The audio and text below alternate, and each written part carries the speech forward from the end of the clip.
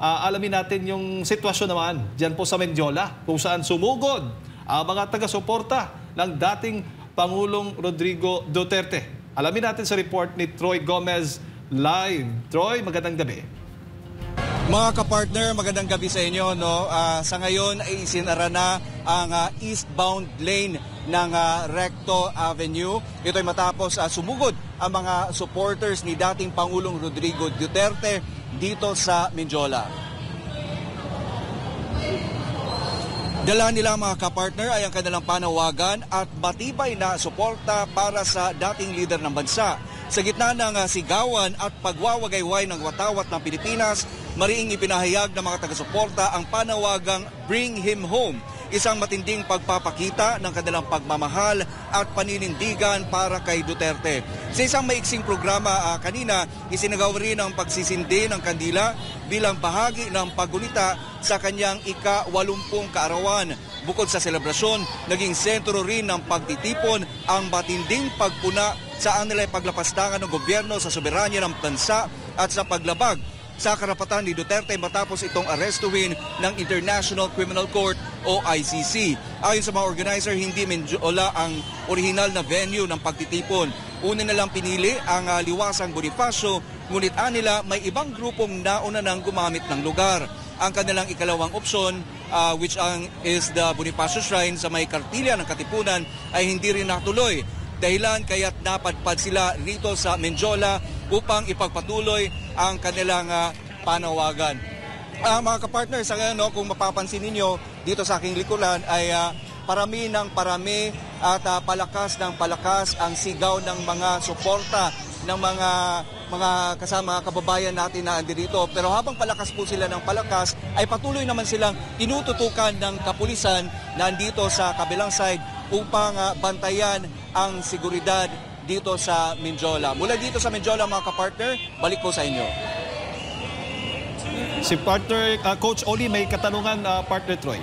Meron akong dalawang katanungan lang, yung visibility ng mga pulis dyan, medyo mapayapa ba sila? Kasi yung area na yan, critical yung area na yan, so medyo meron bang kaguluhan? And pangalawang tanong ko, hanggang kailan ba mag-i-stay ang mga tao dyan? Aantayin na ba nila na makauwi si Tatay Digong? Diyan na sila? O hanggang kailan ang permit po dyan? Para dun sa ikalawa mong katanungan, kapartner, yung mga kasama po natin dito na mga Pilipino, as much as they want to stay, yun po talaga ang nasa kanilang puso at sa kanilang isipan na manatili dito para kay Tatay Digong. Pero sa ngayon ay sila ay pansamantala munang naririto para sa araw na ito para ipagdiwang ang kaarawan ni Tatay Digong. At sapagkat meron pa rin silang mga trabahong haharapin pagdating ng susunod na linggo. At para sa una pong katanungan, Coach Oli, kung peaceful pa na naiusad yung event sa gabing ito, ay talagang mapayapa naman, kapartner, sapagkat despite na parami ng parami ang dumadating ng mga supporters dito sa Mendiola, ay nananatili namang organized ang ating mga supporters ng dating Pangulo. Kung makikita mo, kapartner, dito sa aking kaliwa, diyan po mula dito sa sentro ng Mendiola papunta dun sa may Recto at saka papunta dun sa may Ligarda na street ay na-cover na po ng mga supporters, pero sa kabila niyan ay nananatili naman pong maayos ang lahat. Although meron pa nakakatawid ng mga sasakyan coming from Ligarda, ay meron namang mga nagbabantay dito na coming from the MMDA, and at the same time may nakatutok po dito na mga kapulisan. Okay, so ako may katanungan din ako kung wala pa bang gustong pumasok. I mean, hindi sa kanilang mga trabaho. Kasi ngayon, sabi mo kanina, punong-puno na dyan. Pero kadalasan kasi pag nagsisindi na ng kandila, tapos na yung programa. Ngayon, partner, ano ang mga mangyayari? May parang nakalatag pa rin ba na programa dyan na ipagpapatuloy ng ating mga kababayan, lalo na't sinabi mo kanina na patuloy pa rin ang pagdagsa?